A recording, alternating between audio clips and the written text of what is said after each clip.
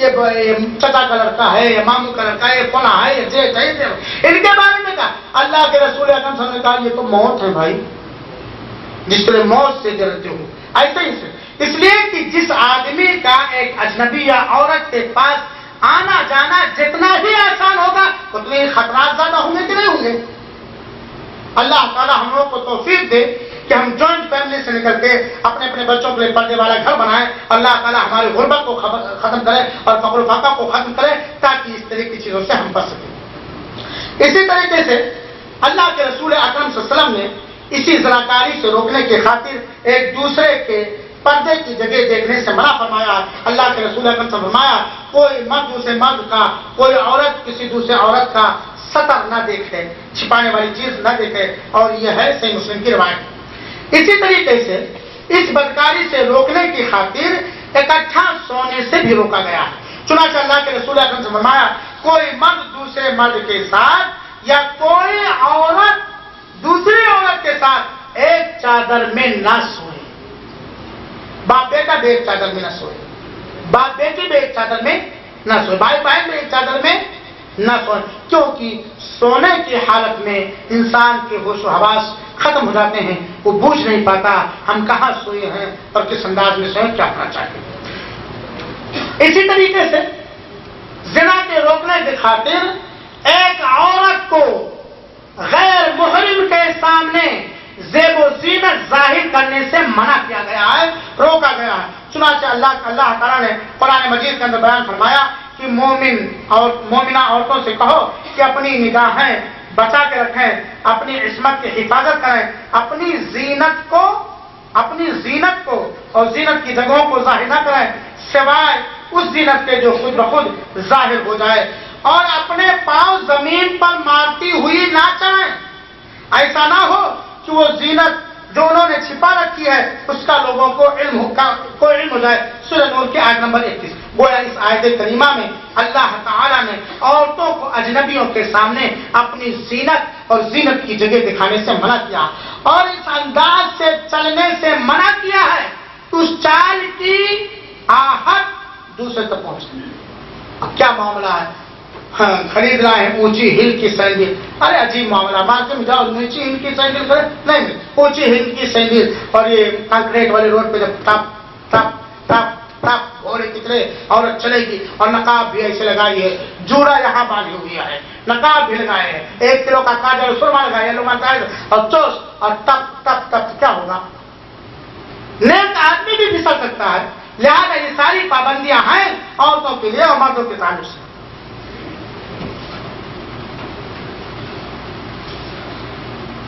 اسی طریقے سے زنا کے روکنے کے اسباب میں سے ایک سبب یہ بھی فراہم کیا گیا ہے کہ غیر محرم مردوں کو بلا ضرورت آواز سنانے سے عورت بچے۔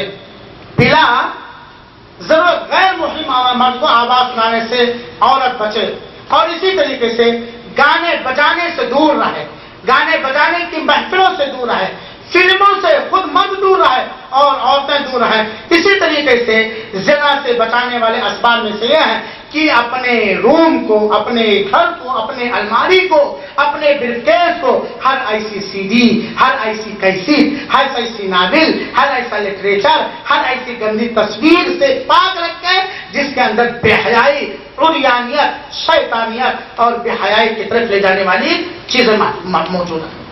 لیکن آپ دیکھ لیجیے، ذرا غور کیجیے، آپ سب لوگ غور کیجیے سماج کے اندر کہ آج گھروں میں کتنی دینی کیسٹیں موجود ہیں اور کتنی فلمی کیسٹیں موجود ہیں، کتنی دینی آتے مولانا صاحب قرآن فری میں نہیں ملتا، اور ناولیں اور وہ پوسٹر اور وہ تصویر والی چیزیں کہیں بھی ملے، البم میں رکھی ہوئی ہے، پھر قرآن مانگ رہے ہو اور وہ سب مہنگائی کے ساتھ کیمرے کا خرچ کرے پیسے رکھ کے لگائے ہوئے ہو۔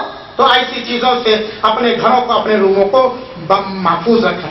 اسی طریقے سے زنا سے بچنے کے لیے ایک علاج یہ بھی ہے کہ وقت پر شادی کر لیا جائے۔ باپ کے اوپر واجب ہے کہ جب اس کے بچی کا رشتہ کوئی لے کر کے آئے جس کے دین سے وہ راضی ہے، جس کے اخلاق سے وہ راضی ہے، تو شادی کر دے، اور اگر شادی نہیں کرے گا تو زمین پہ زبردست فساد برپا ہوگا۔ اللہ تعالیٰ نے حکم دیا کہ جب تمہاری بیٹی کا کوئی رشتہ لے کر کے آئے، پیغام نکاح لے کر کے آئے، اور اس پیغام نکاح دینے والے فزوجوہ، تو شادی کر دو، ورنہ فتنہ و فساد برپا ہو۔ اور آج معاملہ جہیز اور بہت ساری چیزیں ہیں۔ اسی طریقے سے اگر کوئی آدمی ہے جو کسی وجہ سے شادی نہیں کر سکتا ہے اور تو وہ زنا سے بچنے کے لیے اگر کسی چیز ہے تو وہ روزے رکھے۔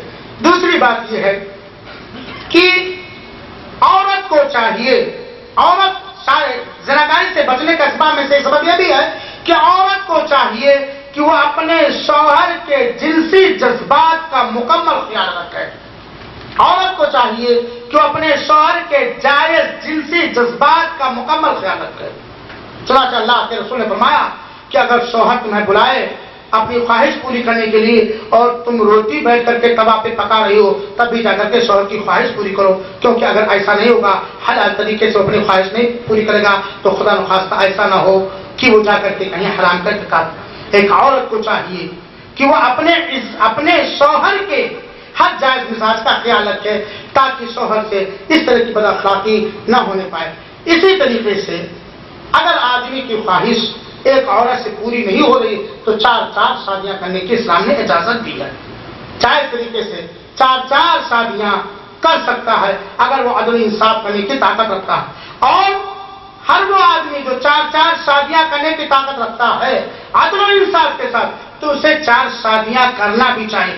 اور اگر کوئی شوہر طاقت رکھنے کے بعد دوسری شادی کرنے کا ارادہ کرتا ہے تو نیک بیوی کو چاہیے کہ اپنے شوہر کی مدد بھی کرے، کیونکہ اسی کی ایک بہن جو شوہر کی نعمت سے محروم ہے اسے شوہر مل رہا ہے، ایک عورت جو اس لذت سے محروم ہے اسے لذت مل رہی ہے، اور اللہ تعالیٰ کے حکم پر وہ عمل کر رہا، ناجائز کام وہ نہیں کرا۔ چنانچہ جو آدمی 3-4 شادیاں کرنے کی طاقت رکھتا ہے، جسمانی، مالی اور چاروں کے درمیان، تینوں کے درمیان، دونوں کے درمیان عدل انصاف کرنے کی طاقت رکھتا ہے تو اسے 2-4 شادیاں کرنا چاہیے۔ 2 شادی کر کے اپنی خواہش پوری کر لینا اس بات سے بہتر ہے کہ ناجائز طریقے سے جا کر کے کہیں اپنا چہرہ کالا کر کے عذاب جہنم کا وہ مستحق قرار پائے، ہے بات کی نہیں؟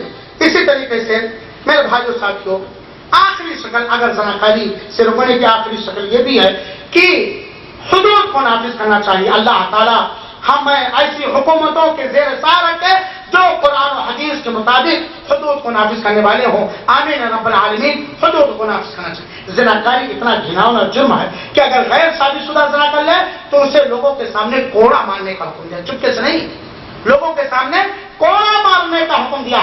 اور اگر کوئی شادی شدہ مرد یا عورت زناکاری کر لے اور اس پر 4 گواہ موجود ہو یا خود اقرار کرے تو لوگوں کے سامنے پتھر سے مار کر ہلاک اور برباد کر دینے کا حکم دیا گیا۔ اتنا قبیح یہ جرم ہے۔ لہٰذا میرے بھائیوں، اس کے علاوہ اور بہت سارے اسباب اور ذرائع ہیں جن کے ذریعے سے ہم زناکاری سے بچ سکتے ہیں۔ تو آج کے پروگرام کا خلاصہ رہا کہ قرآن و حدیث میں فحشکاری کو کیا کہا گیا ہے، فحشکاری کے نقصانات کیا ہیں، فحشکاری سے بچنے کے اسباب کیا ہیں اور فحشکاری سے بچنے کے علاج کیا ہیں۔ اللہ تعالیٰ سے دعا ہے کہ اللہ تعالیٰ ہم تمام مسلمانوں کو ہر بد اخلاقی سے محفوظ رکھے، زناکاری و بدکاری سے ہمیں محفوظ رکھے، ہماری اولاد کو محفوظ رکھے، ہمارے رشتہ داروں کو محفوظ رکھے، ہمارے رشتہ داروں کی ساری اولاد کو محفوظ رکھے، ہمارے سنٹر میں آنے والے تمام مسلمان بھائیوں کو محفوظ رکھے اور تمام مسلمان بھائیوں کو اس بدکاری سے محفوظ رکھے۔ الہ العالمین تو ہمارے دلوں میں اپنا تقویٰ، اپنا خوف ڈال دے اور جب تک دنیا میں زندہ رکھ اسلامی قانون کی پاسداری اور لحاظ رکھنے کی توفیق عطا فرما، اور جب دنیا سے اٹھا تو ایمان کے ساتھ نیکیوں کے ساتھ اٹھا۔ الہ العالمین جو گناہ ہم سے سرزد ہوئے ہیں تو اس سے پر ہمیں شرمندہ ہونے اور سچی توبہ کرنے کی توفیق عطا فرما اور ہماری توبہ کو قبول فرما۔ آمین رب العالمین۔ وآخر دعوانا ان الحمد للہ رب العالمین وصلی اللہ وسلم علی نبینا محمد صلی اللہ علیہ وسلم۔